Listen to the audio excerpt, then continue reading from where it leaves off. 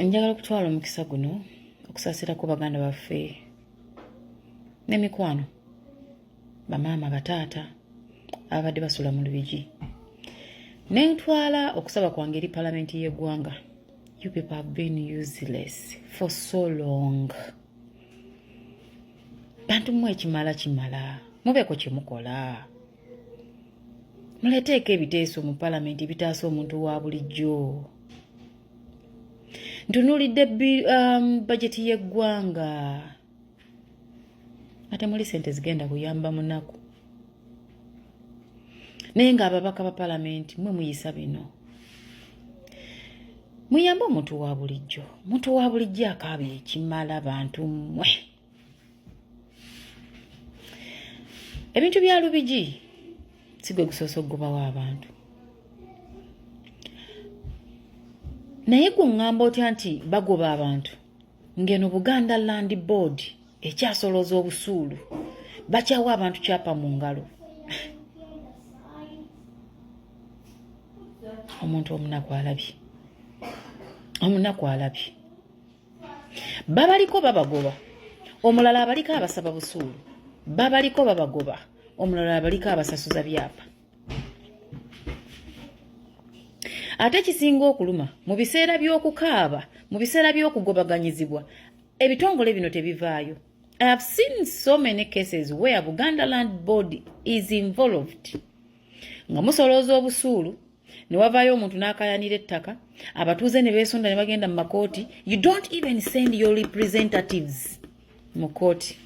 Buganda Land Board namwe mwafuuka babbi.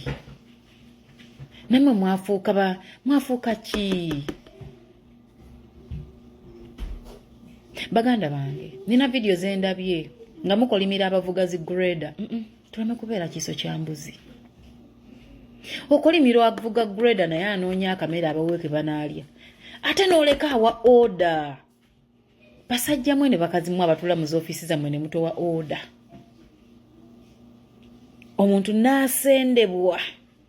N'afiirwa enju, n'afiirwa ebigirimu, n'afiirwa akasente abantu basevinga obusente bwabwe mu mayumba. Buno obulumi nga bungi. Mbadde nina omuntu gwe njogera naye. Nga mugezaako mu reasoninga. Nangamba Fifi olaba abantu abaasooka ku ttaka okwo twabasasula ne tubagamba baveewo. Ate bo ne baddamu ne baguza abantu abalala. Baaguza muli ludda wa abannema. Baguza muli ludda wa omuntu n'azimba ennyumba esooka. It is the same thing happening ku Southern Bypass ku kidda ebusaabala. People are building mulaba. Abantu bateekamu ssente mulaba. Abantu babaguza mulaba. Basajja mmwe ne bakazi mmwe. Mugenda kugera omuntu amaliriza mugende mubamenye. Enyumba tezimbibwa mu lunaku lumu. Zino ennyumba zizimbibwa mulaba. Bwe babanga abantu bano baagula mu bukyamu nga we mugamba. Ate Buganda Land Board ne basolooza obusuulu. Era nga byonna mugamba biri mu bukyamu. Lwaki mubalinda okumaliriza okuzimba? Mugenda kaabya omunaku mpaka ddi?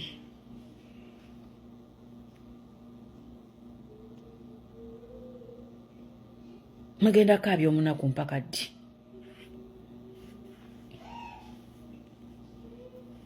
Omunaku mugenda mukaabya mpaka ddi?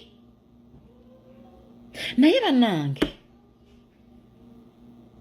omanyi obubbi obugenda okubeera ku luguudo okwo ne mu kitundu ekyo? Omanyi okufa n'okukaaba okugenda okubeera mu kitundu ekyo? Wakiri mufuneeko gye mubayuwa. Ogambe nti tubayiye egindi. Naye minisitule y'ebigwa bitalaze eyaffe ekola ddi? Sente ze bakuwa mu bajeti y'eggwanga zikola ddi era ziraga wa zikola biki? Because mu COVID minisitule y'ebigwa bitalaze toyina kye wakola. Minisitule teyina kye yakola. Abantu basulanga njala, abantu baafanga njala. Oxygen marayiro teyaliyo, mu marayiro temwali ddagala. Ministry. Sente zino ze bateekamu mu nsawo yo ziraga wa? Oba waliwo ebigwa bitalaze ebirala? Bantu mamulimba. Batunulira abakazi endajana gye balaajanye. Nakola emyaka n'emyaka mu bawalabu akasente n'akateeka bantu mwe mulimba. Ne mutaba wawadde chance efulumyamu ebintu twatuuka ddi awo mu ggwanga lino. Lwaki mulinda abantu ne bazimba amayumba nema? Waliwo amateeka Yesu agagoberera omuntu okuzimba mu ntobazi naye omuntu owa bulijjo mwali mumuwaddeko chance okugamanya. Shoprite wali ku ssaawa ya Queen eri mu lutobazi. Lugogo Shoprite bagizimba mu lutobazi. Bana abantu ba bulijjo bo mwali muwaddeko omusomo nti omuntu ng'onoozimba mu lutobazi weetaagisa kino ne kino ne kino osasula bino ne bino ne bino osanga bana abantu bali redo bisasula. Nga bwe muwa abalala chance ne bazimbamu ne bano mubayise mu musomo omuntu amanyi nti wemba wakuzimba mu lutobazi neetaaga kino nsasula bino ne biri ne biri. Naye amaziga gayitiridde basajja mmwe mulimba. Ababaka abalondebwa bino tebigwa bugwi nti muba temumanyi okuleeta akawunga essaawa eno ng'omuntu bamusenze n'amasepiti bagasiikidde mu kizimbe si kyekikulu. Solution yali yakutwala kintu kino ku parliament floor ne musitukanga ababaka ne mulumba nema wakiri ne mupleading on behalf of the people ne mubafunira obudde obubamala okuva awantu awo. So si kawunga. Come on, tujeko nammwe si kawunga. Abantu bakabye ekimala. Bana ng'otunuulira omuntu obusungu ne bukuluma okuva ku kagera akasooka mpaka. Yes, mugamba baagula mu bukyamu, mwe mwaliyirira abaasookawo, bazimba bana abapya mulabawa. Kubanga ennyumba zonna mpya. Temuli nnyumba nkadde nti banaye ya myaka 10. Bazimba mulaba wa basajja mmwe.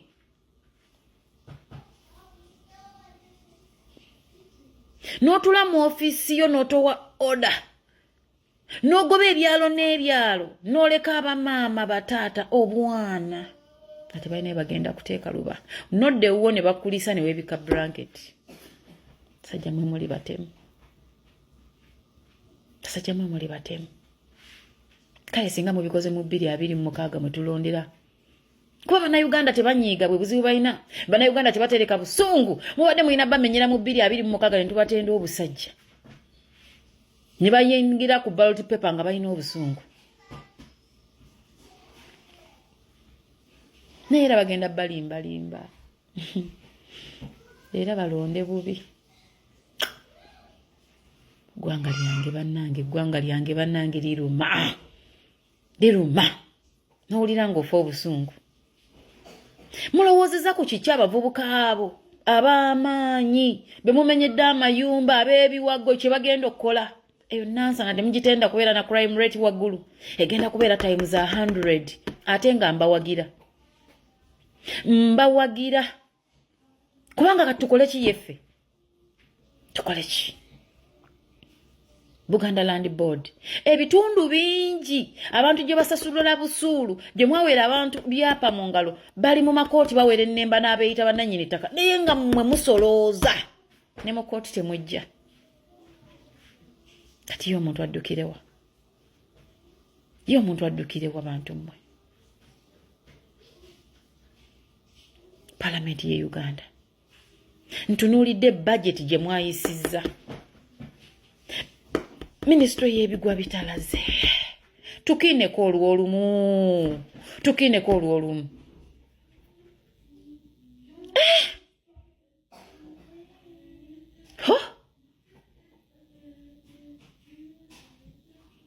God. Mamuva nga muwoza tebaagala bavubuka kukola. Bye bakola bye mujjawo, bye bakola bye mutwala. Mujjawo otulo. Mulya mutya emmere n'ebaka mu mbuto basajja mmwe.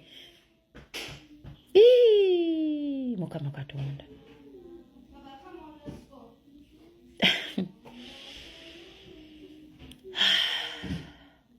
Osanga ku luno banaanyiiga Bannayuganda.